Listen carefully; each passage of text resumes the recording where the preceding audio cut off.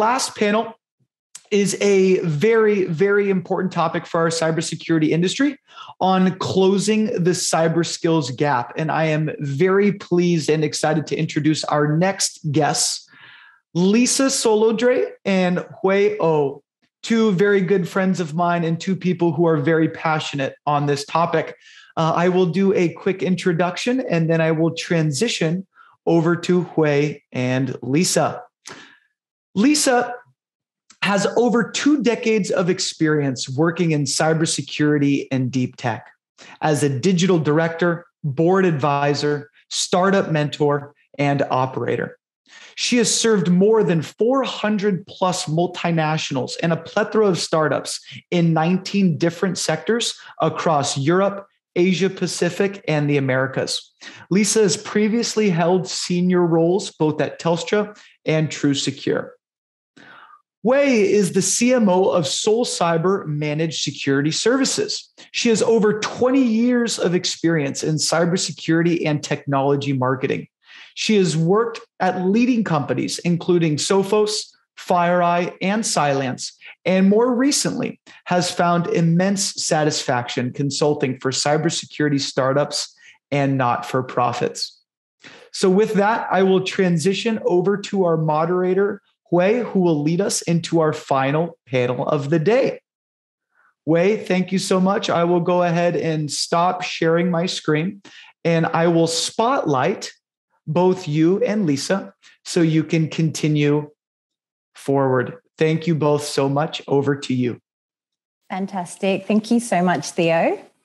Great. So our session is closing the cyber skills gap. So as you would have read in the event description, the greatest challenge we face as an industry is the surplus of security threats combined with too few security professionals to combat them. So this is a challenge our industry is facing. So we're going to be covering some questions like, is this self-inflicted and can it be reversed?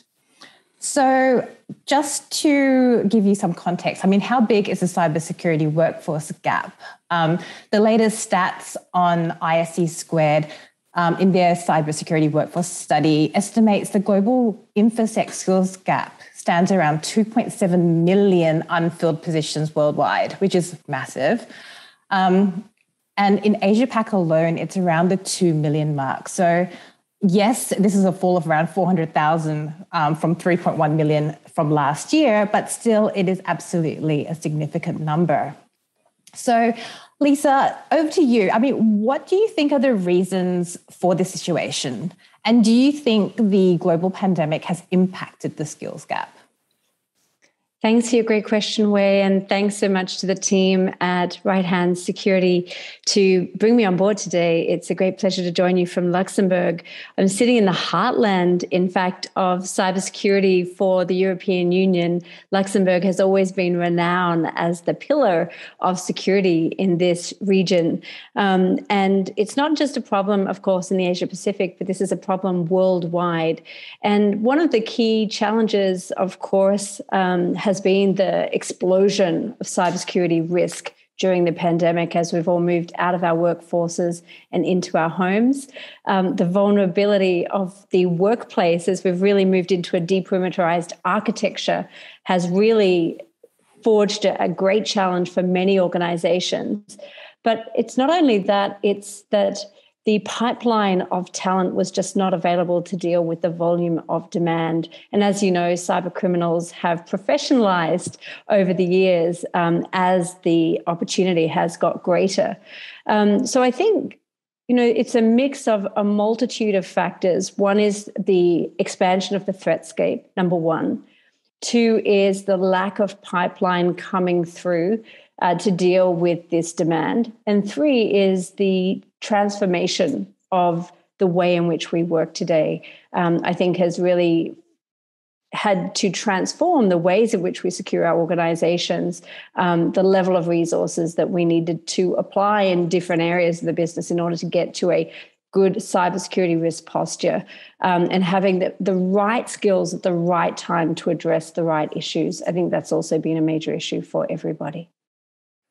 So thank you, Lisa. That makes absolute sense. I mean, given that we're becoming more digitally connected every day and the acceleration towards digital transformation is both building more opportunities for us, but it's also increasing the magnitude of cyber threats. So it seems to me we're playing a game of catch up. So we're innovating faster than we can actually secure our environments. What do you think are the roles of organizations and government in reducing the gap?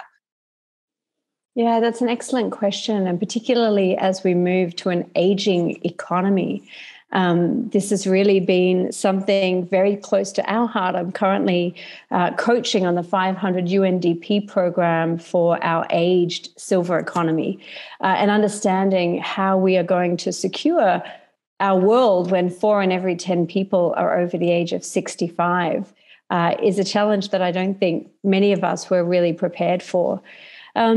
Look, governments have a host of opportunities.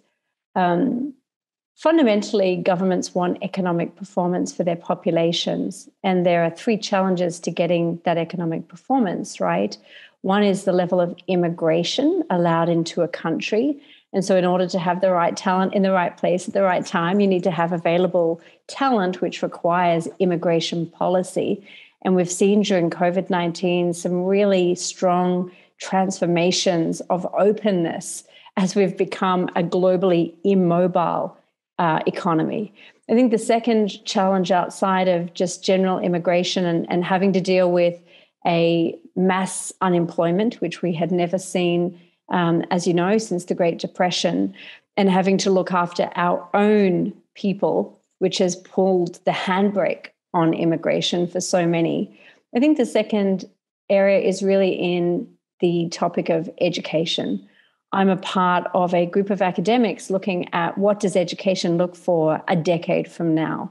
And we've been running surveys in ASEAN in order to understand what does the future of a career progression look like?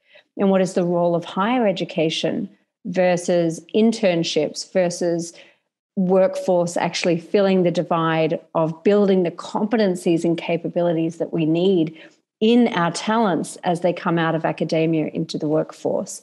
How much of it should we expect the academic institutions to be able to fulfill versus those that can be fulfilled by industry? And we're seeing corporations really take this matter into their own hands and build programs by which they can develop those competencies and skill sets themselves. When we look at what a cybersecurity person needs in terms of capabilities, it's not just technical skill sets, right? How to do a pen test or how to do an application security test. It's more than that. We are looking for people who have the cognitive capability to do critical thinking and problem solving, who have creativity in order to better understand how a hacker is going to navigate my ecosystem and penetrate my architecture. And so what's really interesting is this focus on developing not only the hard technical skills, but also those soft skills and where that's going to come from. And governments are really looking at what programs they can put in place to upskill not only the workforce that is being developed, but that focus on continuous education. And I think we are currently exploring how high school students could provide a good cyber risk position for the elderly, and how we could better integrate both the elderly person sharing their knowledge and know-how and experience, but also the young person helping them become digitally able. As you saw at one point, I think Facebook, the largest volume of users was over the age of 55. And so really making sure that we can cross not only the generational divide, but also the gender and cultural divide as we move forward. That makes absolute sense. I mean, there's a few more interesting stats from the ISE Squared report is that only 7% of cybersecurity workers are under the age of 29. And the average age of cyber professionals is 42. So obviously, I mean, we have a lot to do. Obviously, when people are starting to retire, we need to fill that gap as well as we need to bring more people in from a very young, from a younger age. So yeah, I was really motivated by that report. What was really different to this report about cybersecurity professionals to every other report that I read about skill gaps is actually that cybersecurity people feel very engaged in their work. they're actually very fulfilled. I think it was more than 77% or something on average were fulfilled by their work as a cybersecurity professional. If you compare and contrast that to traditional careers, that is a very, very significant transformation, and particularly in the young millennial organizations, right, where people are really driven by purpose. Cybersecurity as a career that delivers purpose is a paradigm that I think we should all capitalize on. Absolutely agree, especially in retention. It's not just financially motivated. They're actually, having that sense of purpose and feeling as if, the role that they're doing is great. And I guess it also for companies, it's good for them to know that it's not going to be the next company that offers them more money that they're going to move over. So that there are other areas that they can, try and engage and retain their staff through. Yeah, look, I would like to be as positive and as optimistic as you are, Wei. The reality is that cash does matter.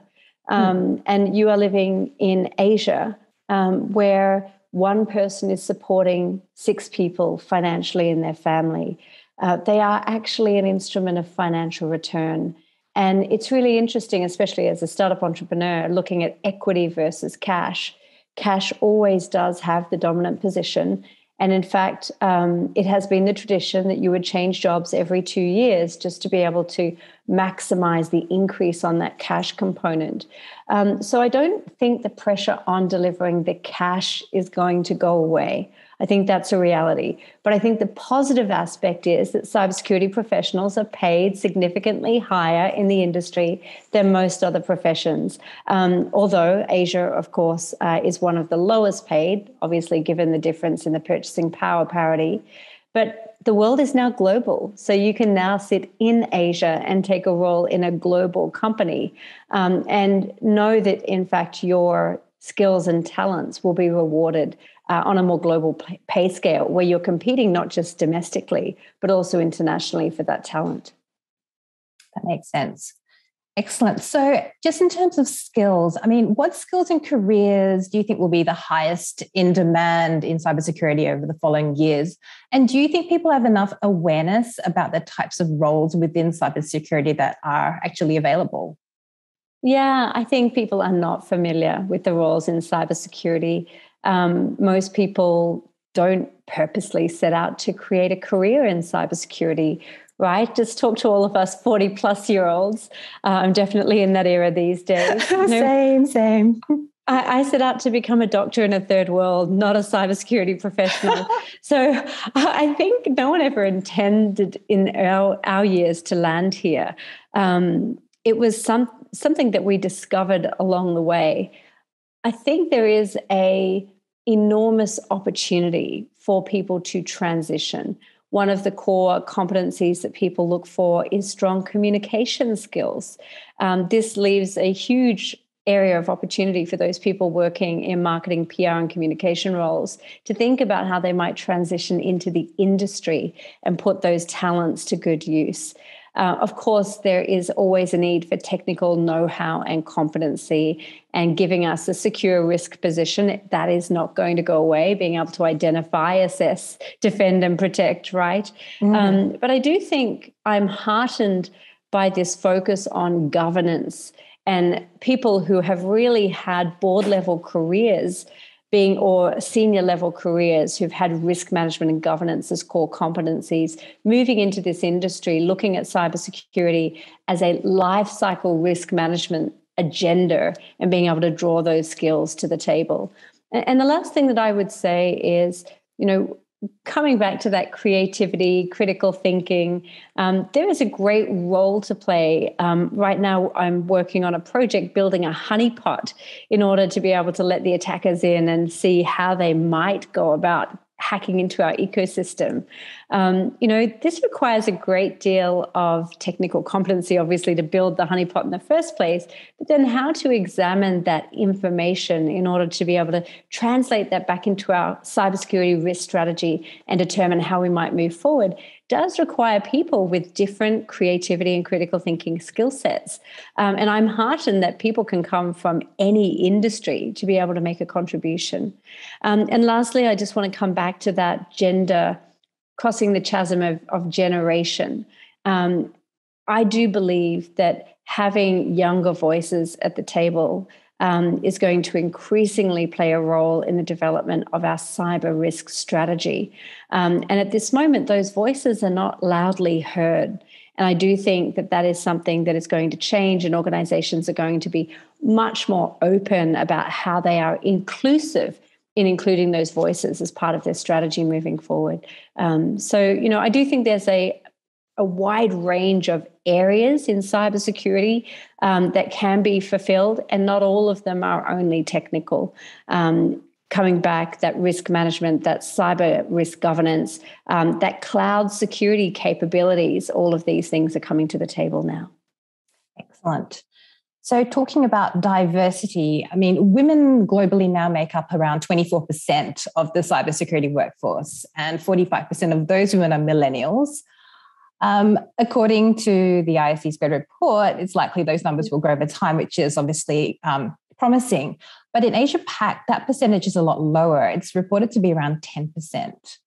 So it seems, obvious that in order to help close the skills gap, we need to promote more diversity and inclusion, because there is so much untapped potential talent out there. So Lisa, why do you think diversity plays an important role in cybersecurity advancement? Yeah, look, I think one of the key points is, who is the customer? We make up 50% of the world, don't we, Wei? Yes. Walking in the shoes of your customer and really being able to understand their needs and requirements is fundamental. And that requires having women at the table. But it isn't just about women, right? I go back to that generation culture as a factor of diversity as well. And skills diversity. I've seen boards that are filled with accountants and lawyers sitting in a global mining company, and there's not one miner at the table. So really coming back to purpose, feeling the gender agenda, I think, is going to take a pipeline focus. And we've been working on that for 25 years. I've personally been working on it for 25 years. It was 4% when I was in university. It's now 10. I'm quite heartened by that, actually, Wei. We're moving in the right direction. Yeah. Just not fast enough. Look, I guess to some degree we have to take this into our own hands. I'm doing it in venture capital. I've got a mission that we're going to create 25 new emerging managers in venture capital every year up until 2025 in every country on the planet. That's my personal mission. And why can't we do that in cybersecurity as we look around our ecosystems and take matters into our own hands, that we agree that we're going to support and engender 25 new women in the workforce.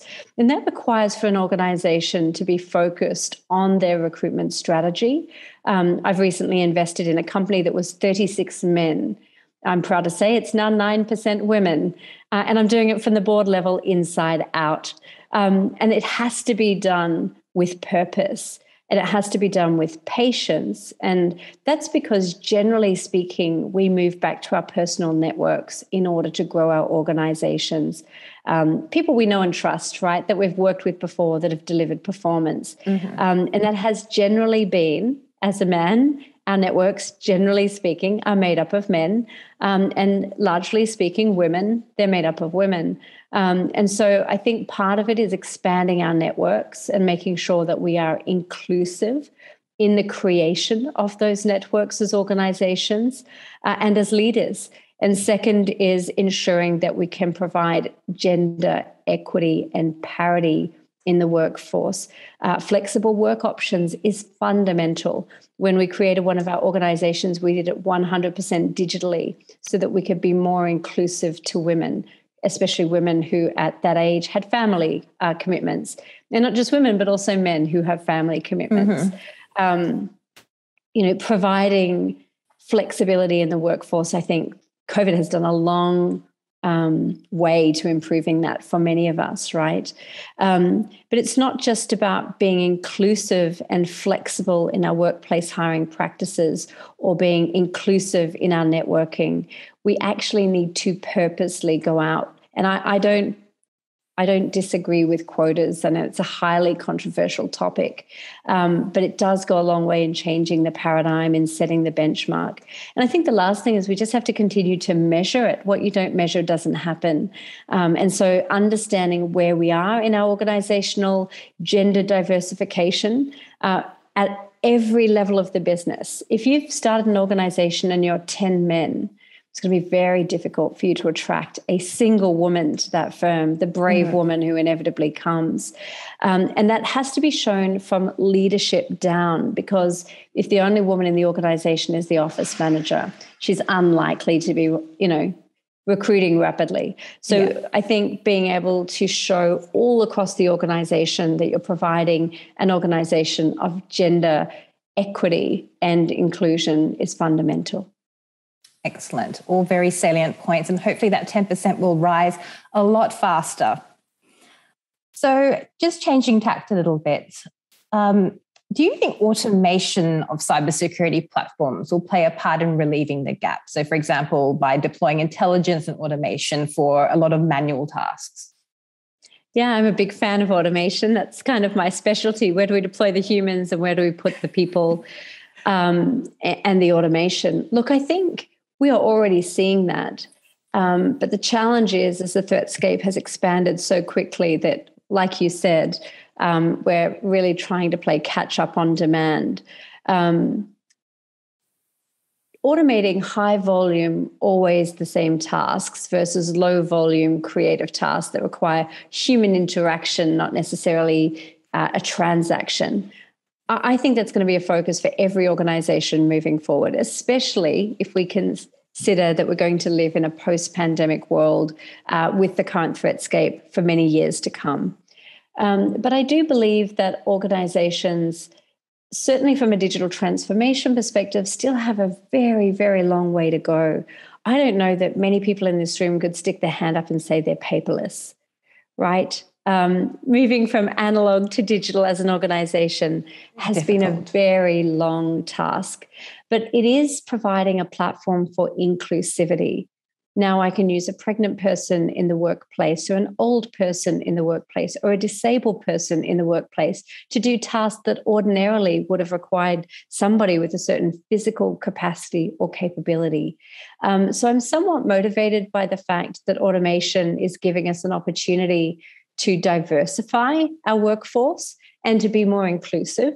But I don't believe it's necessarily going to meet the demands of addressing the gaps that we have today. It can go some way to alleviating the challenges, but the skill gap is significant. And I studied workforce talent gaps for the next 10 years, and it's not going to get better. It's only going to get worse. So, playing catch up is an agenda that we're all going to have to focus on. And the last thing I would just add is, that move to the cloud that we've all positioned our organizations for, that has also required a very significant change in skill sets, but it's also required a lot of automation that can be done in the cloud that doesn't need to be done in our physical environments. So I do see some optimistic, chances for our organizations to make even greater changes given that transformation to cloud environments. Fantastic. So we only have a few minutes left. I'm keeping time, Theo. So, just moving to a final topic in regards to the ability to hire and attract candidates. You read a lot of the job descriptions and requirements out there, and the expectations seem quite overwhelming. And I'm assuming that it's probably going to work to shut off a huge number of potential candidates that may have the ability to do the skills, they can do the role, but they just need the training and opportunity. A misconception is that cybersecurity jobs require developer skills or a degree is mandatory. Do you think companies are shooting themselves in the foot by being too prescriptive and traditional in their hiring techniques? Look, I think you could say that across the board. I've been hunting for a few purple elephants myself this year, where you've created this job description of this ideal person that just doesn't exist, right?